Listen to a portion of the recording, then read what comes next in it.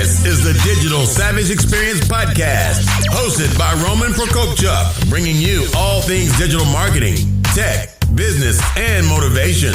What's stopping you from becoming relentless in all aspects of life? Are you ready to become a digital savage? Let's get into today's episode.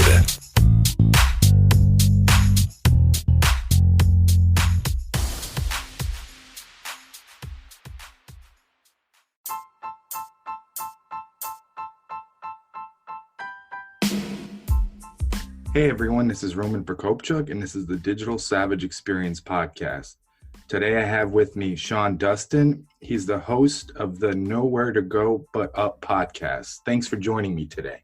How's it going, man? How are you? Good. Thanks for stopping by today. So tell me a little bit about your journey. Where did you get started, and kind of how did you get to the 2019 you?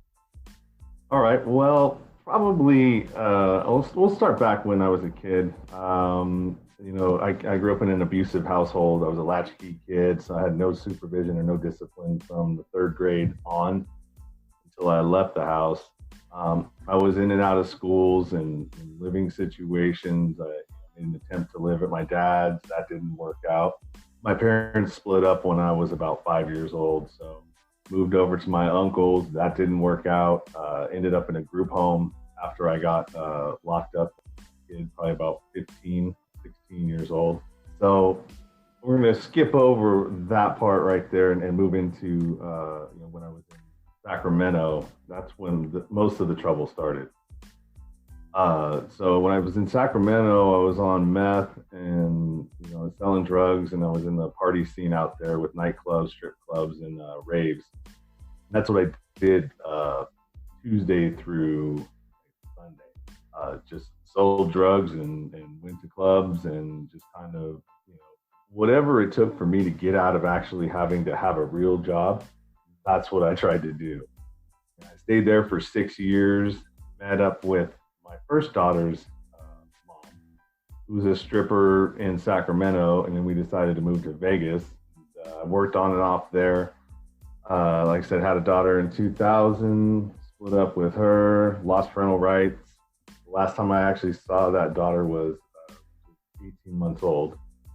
I hooked up with a stripper after that, was working at a strip club in North Las Vegas, got back on meth, started selling it, and got involved in all kinds of criminal activities. Led a kind of a crime ring out there, heavy drug use, ended up getting raided. They let me out 3 days later. I went on the run.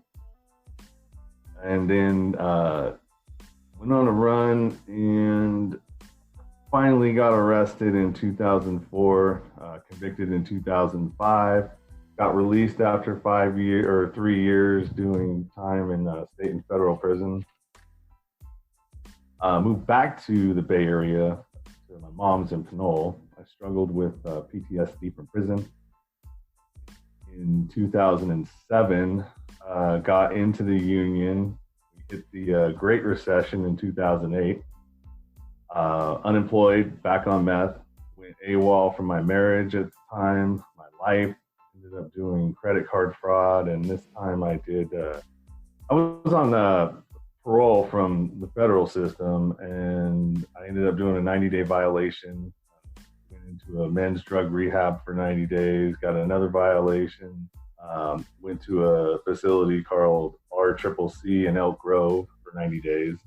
And at this point, I'll start getting into a little bit more of what happened, because at this point, it's kind of when I realized that, for lack of a better word, my leadership potential, and how wherever I end up, I always end up in sort of a leadership role, whether it's criminality, doing crime, whether it's in a job, wherever I end up going, and even in jail. So when I went and did this 90-day deal at RCCC, so I'm pretty dark, all right, as far as complexion goes, but I'm 69% European, which means I'm mostly white.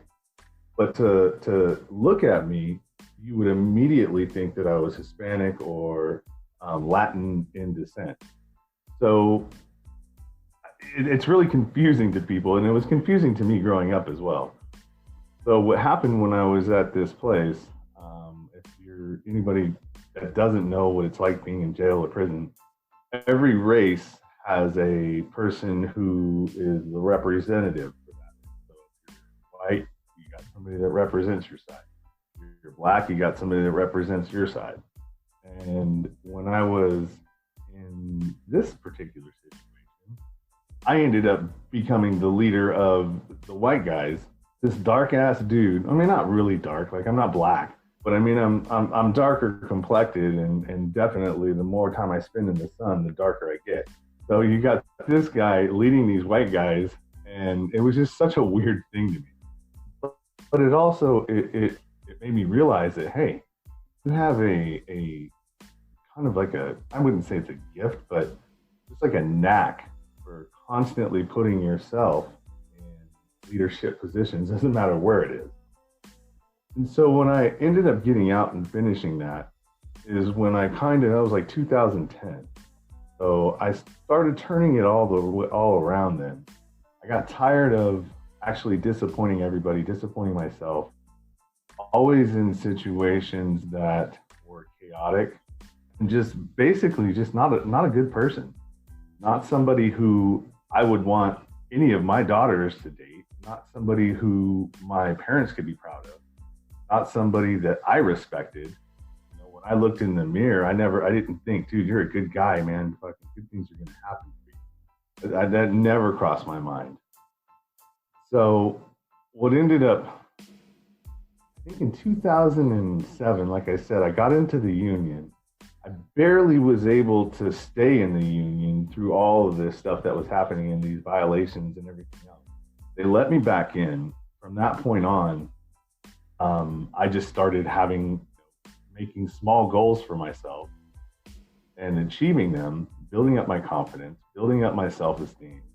And all this was happening prior to that. Well, but I was still using and I was still fumbling. When at 2010 is just when I stopped doing the meth. I stopped hanging out with the same kind of people that were involved in all of that. So I just changed the people that I was around that were, more in line with where I wanted to go. So at that point, I'm, in the union, I'm going to work. It's 2015 now. I go through my apprenticeship. I'm top of my class. All these little small victories that I'm making to build my confidence, to get my self-esteem up. And I decided to get into the union as far as like the business part of it. So I got elected as a sergeant at arms. Did that for 2 years. I got, when I turned out as a journeyman 3 months after, the one of the companies that I'd worked for and I spent my apprenticeship at, they hired me as a superintendent general foreman, which is basically the highest you could possibly go in my trade, right? And this is 3 months out of apprenticeship school.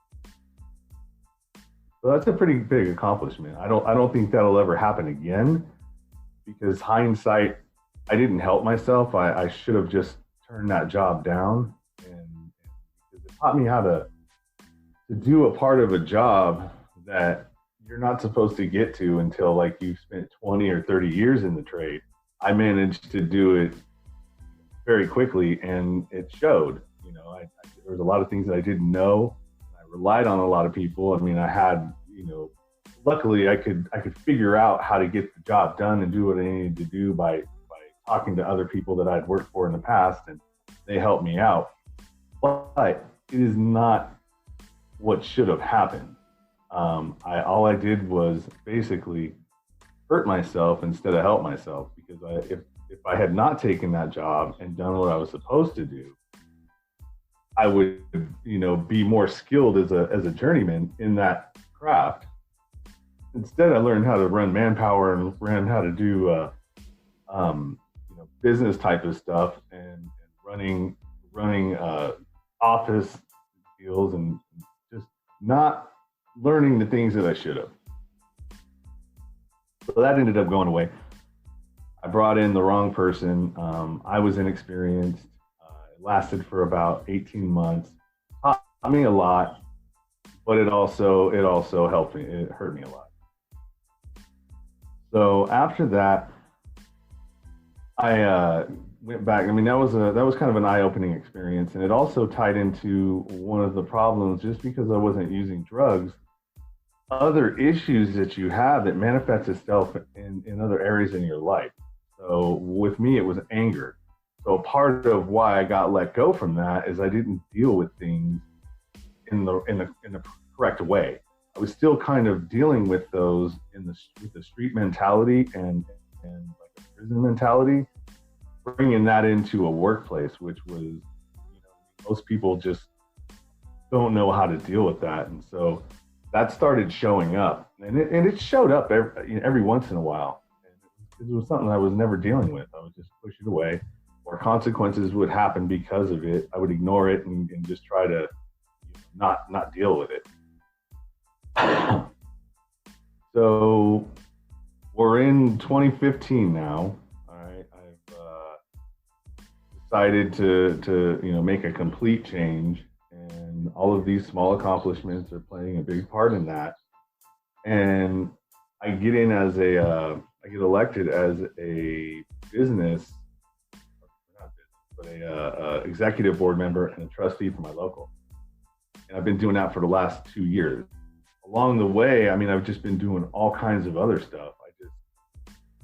My risk versus reward, and I talk about this a lot in my podcast because this is kind of what helps me to put things in perspective by not doing the right thing. And I look at it as a risk versus reward factor. So what am I risking? What are my rewards? When I didn't have anything and I didn't have anything to lose, my risk was very low, and the reward of getting high and doing stupid stuff was a lot higher. Now that I have a daughter and a lot of things that I risk losing, the reward for doing stupid stuff is now a lot lower. So, I mean, I guess I could look at it as right or wrong, but my mind just doesn't work like that. So, and somebody chastised me at one time. They're like, well, I just don't understand. You should be looking at things as right versus wrong. Like, not everybody's built that way. So, and I'm definitely not built that way. So I have to find hacks in order to trick my mind or figure out ways around me being in my own way all the time. And so basically, let's fast forward to today. All of these things that I've been doing along the way, and it's not a fast process. It's a slow process. Anything in life that's worth doing or worth having is not going to come quickly. Society, we're so used to having everything so fast that nobody wants to put the work into doing anything anymore. And so I don't know.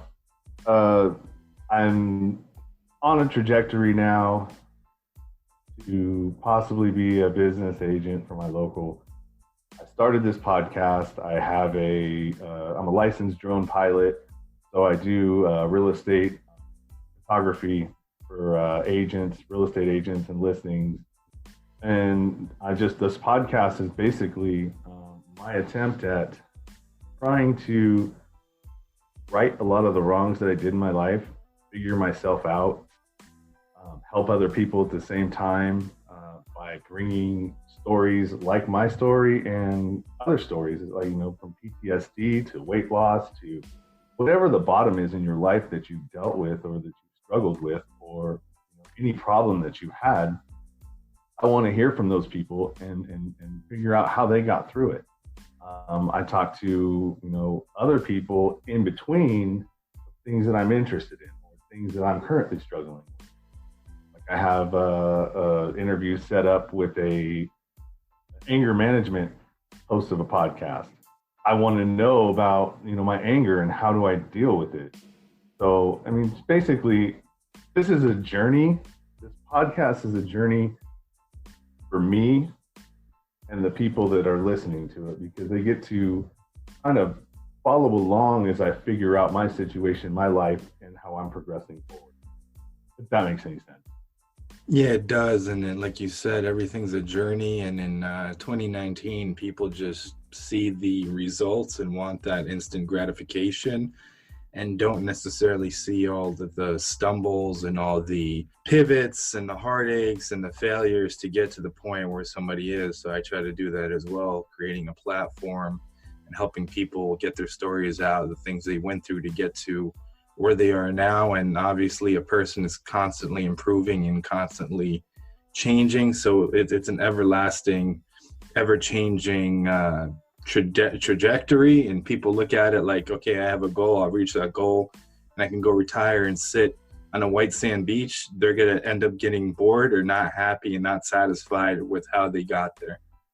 Yeah, well, the thing that I had to figure out for myself is like, how do I find meaningful connections in a life where, because I'm pretty busy. I mean, most of my day is consumed with, at least 11 hours of it is my job and commuting.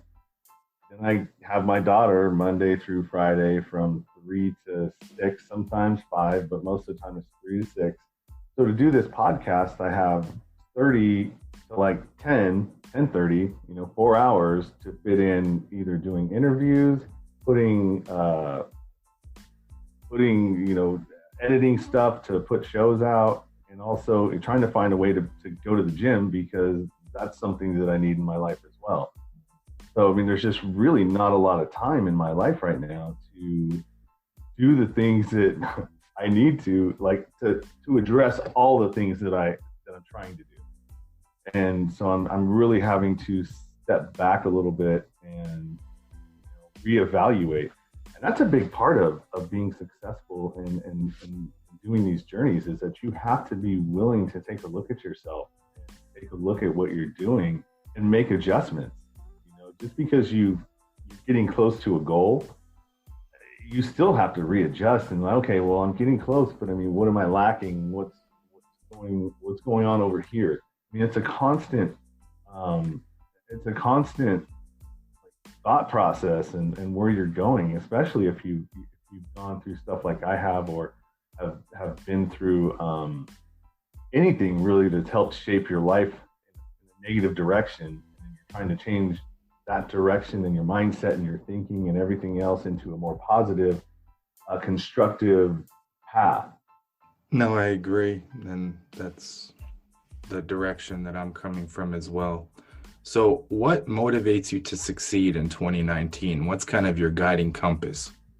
Well, I think the base of it was because I've always known that my story was kind of unique in the way that, like, there's so many Hallmark Channel things that have happened in my life. You know what I mean? From losing parental rights to my first daughter, which I still haven't connected with. She's 19 now. To my current daughter, and trying to figure out how to raise her in a better way.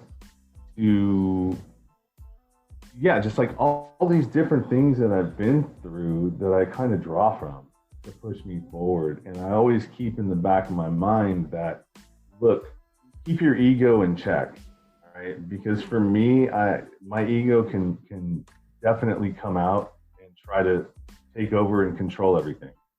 So if I just do things from a helping perspective and get my ego out of the way, so like everything that I do is about helping other people now and really not focusing on myself. Like my show, I try not to get in the way of when I'm doing interviews and not interjecting too much of my own stuff in it.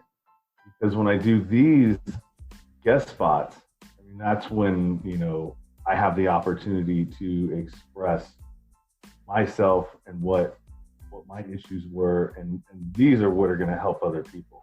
I don't know. It's just it's a crazy podcasting and just kind of where I'm at right now is just so new. Even though it's old, it's still really new because people are still trying to figure out ways that they could use it. I mean, it's constantly popping up different ways of how to use podcasting in mediums and different platforms.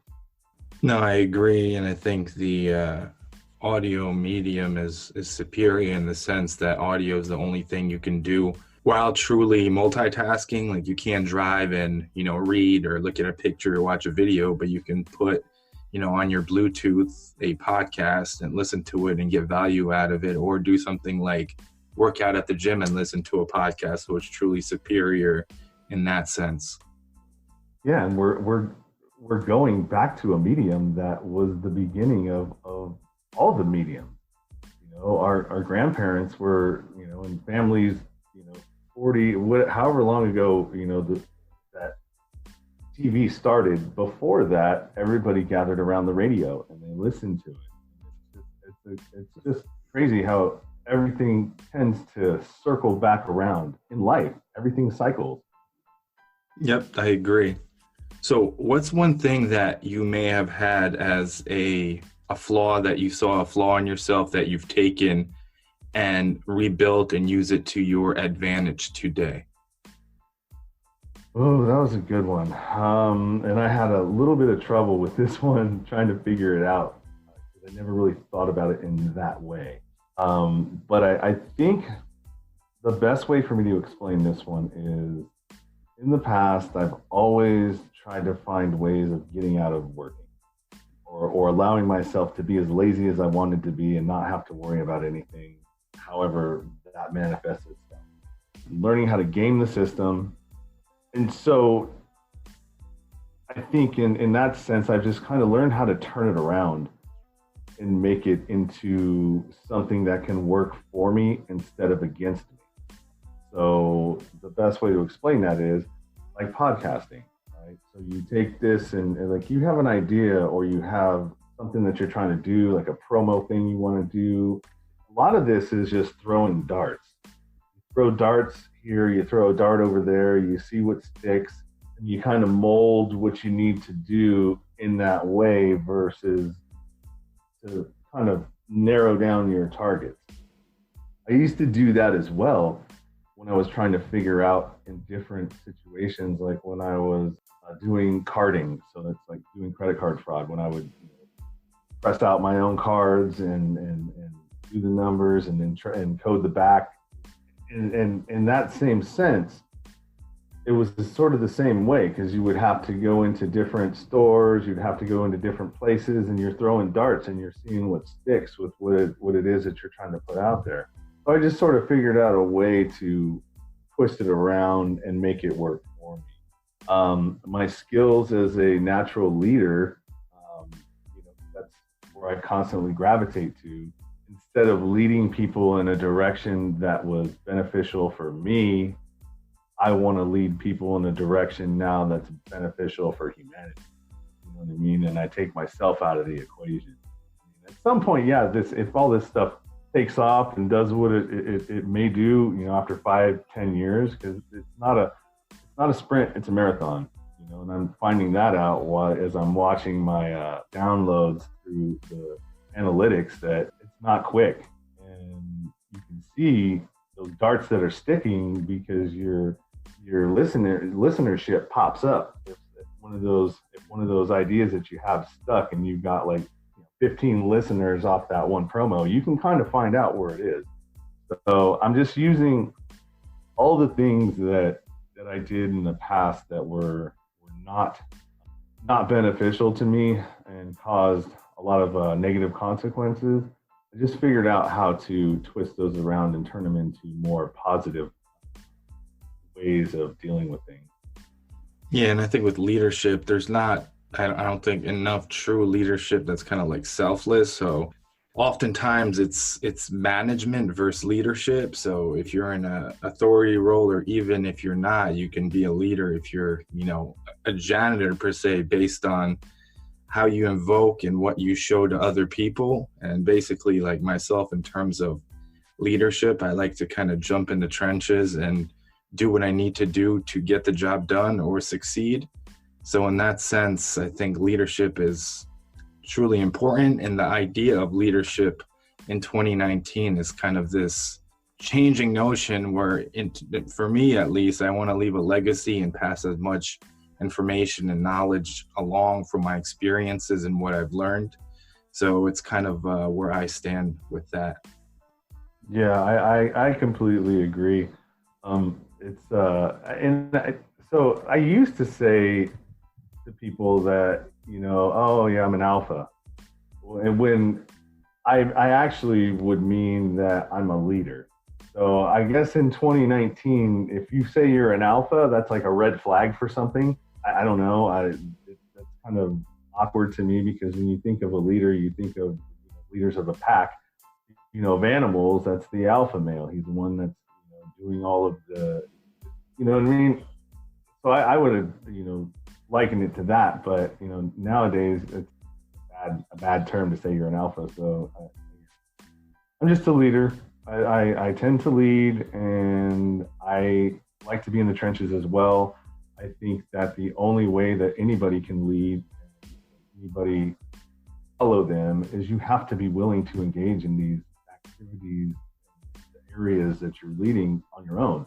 And that's really the only way to find out how to run your business anyways. You have to be in it. You have to be involved. You have to fail.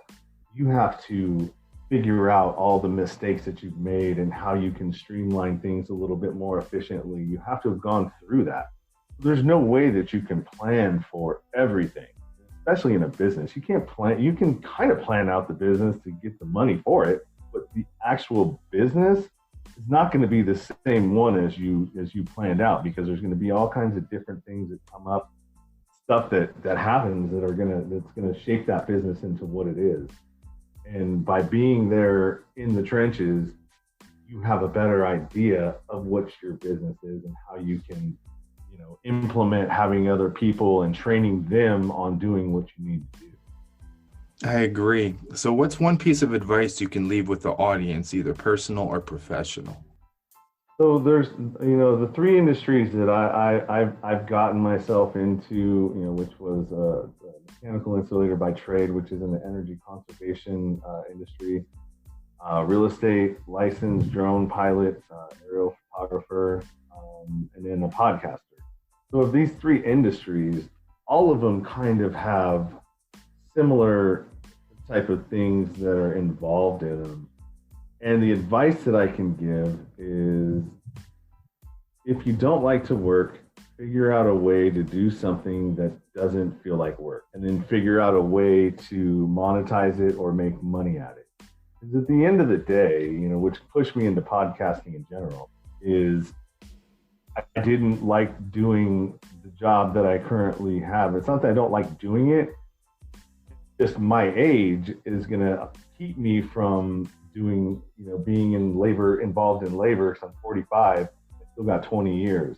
So I had to start looking for other avenues to either continue in my industry, which is as a business agent, or get out of that industry altogether if that doesn't seem feasible. If I can't make that goal, then I have a backup plan. So always have goals, and always have backup plans. I agree, in having a plan to pivot, or if you fail quickly and then move on to the next thing, and not sit there and just reminisce about what you could have done to, fix that situation, because that situation is already in the past. You can learn from it, move on from it, whether it be, switching careers or in a relationship or something with, communication in terms of family and friends. It's pivoting and taking what you learned, even from a negative experience, and then using it and harnessing it for something positive.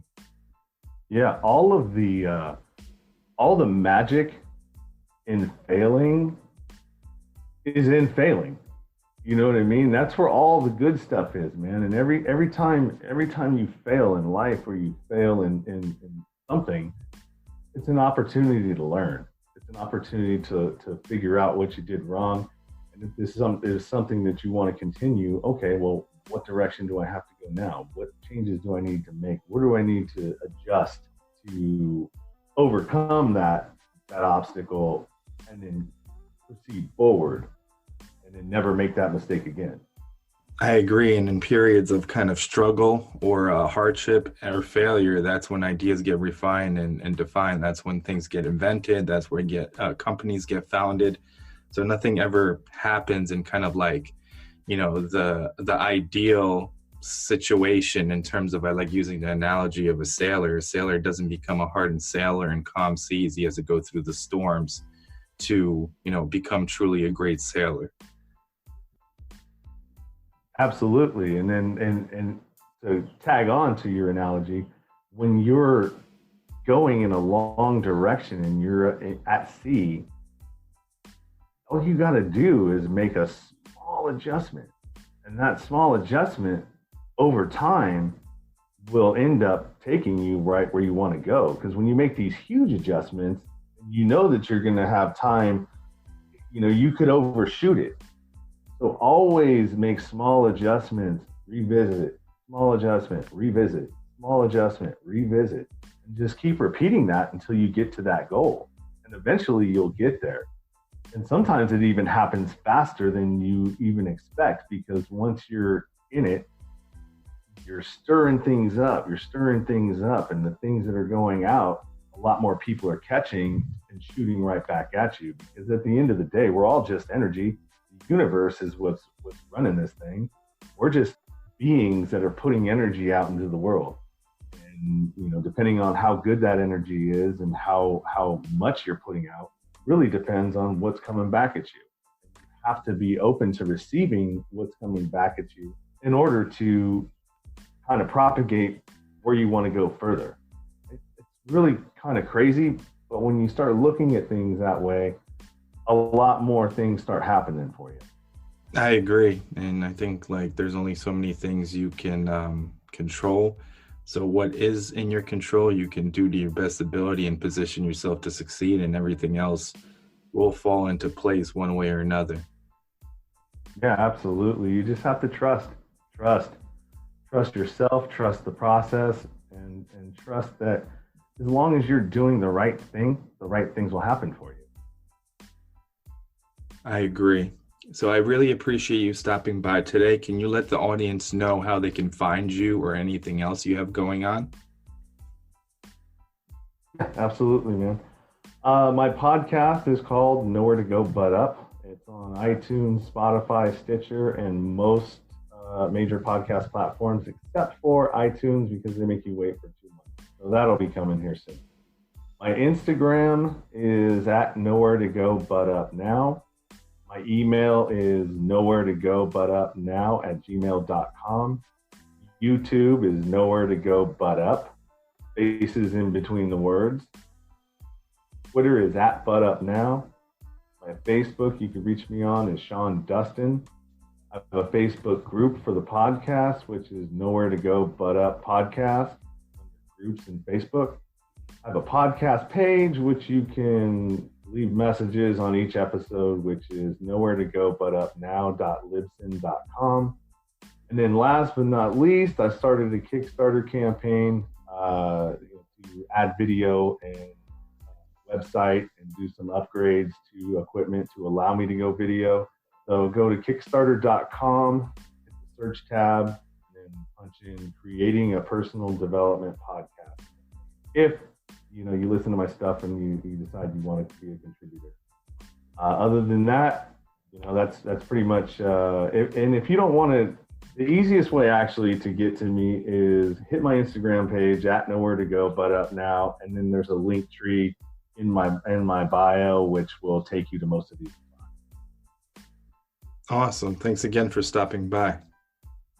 Yeah, thank you for having me, man. I appreciate it, and I wish you the best of luck with your podcast and all your endeavors. And if you ever want to talk to me again, just hit me up, and I'll be more than happy to help you.